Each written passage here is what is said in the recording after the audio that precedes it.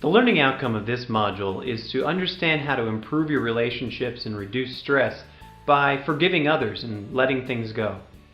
Let's get started. We're going to talk about the action steps about how to improve relationships and reduce stress by forgiving others and letting things go. The first thing that you want to do is decide to forgive. The sting of a betrayal can hurt for a long time. And at work, the idea of betrayal of trust and forgiveness becomes even more difficult because often you can't choose to end the relationship with the person who betrayed your trust, and you have to keep working with them, whether you want to or not. People who are able to forgive have stronger self-esteem, well-being, and relationships. And overall, organizations whose employees forgive have been shown to be more effective and humane. At its core, forgiveness involves reframing your experience and reconciling the relationships around you. It takes courage and often time. Forgiveness doesn't necessarily remove the anger you feel. Forgiveness is a decision to move past the anger. So the next thing is, don't keep drinking the poison. There are a few tips to increase your inclination and skills to forgive others when you've been wronged. You should know that the negative feelings you have towards the person who betrayed you, they're not harming them.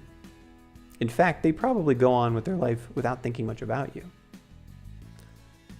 Instead, think about what your parents taught you. The best closure is living well.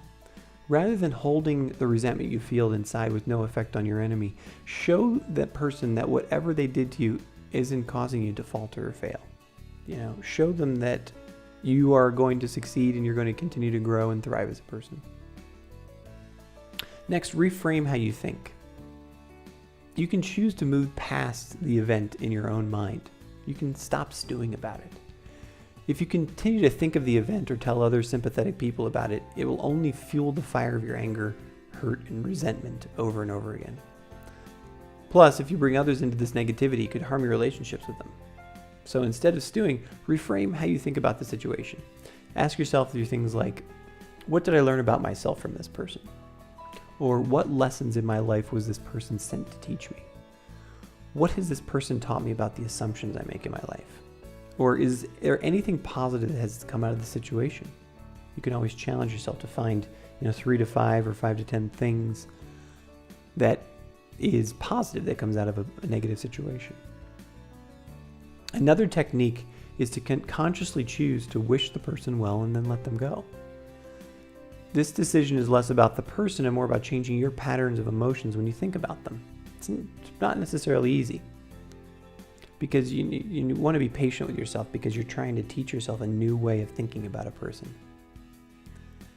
It's perfectly normal to, have difficulty with this and revert back to your normal way of thinking, but try to change the pattern and each time you think of the person, just let them go and wish them well.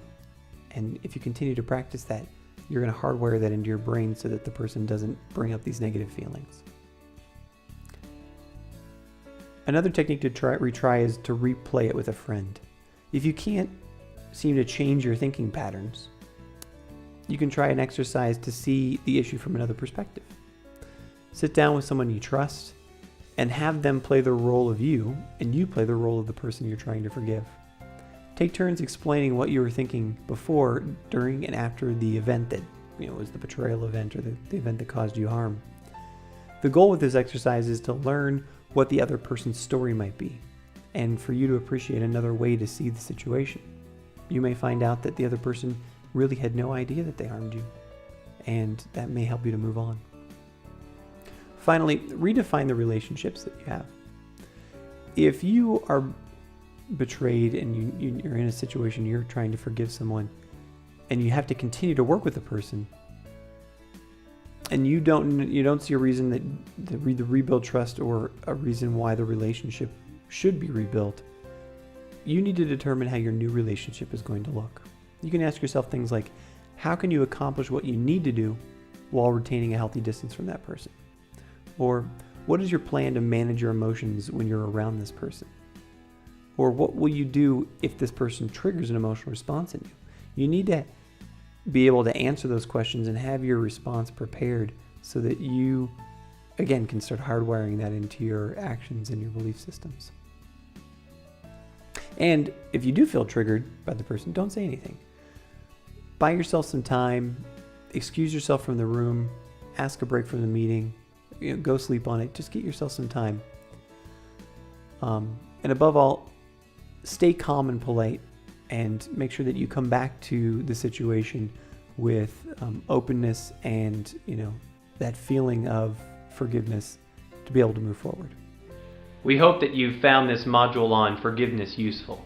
Remember, there's a complete transcript of this video below, and there are downloadable takeaways that you can use offline. Also, please take a moment to comment below about how you're practicing forgiveness today. Or leave us a comment below about how we can make this section better. Thank you very much.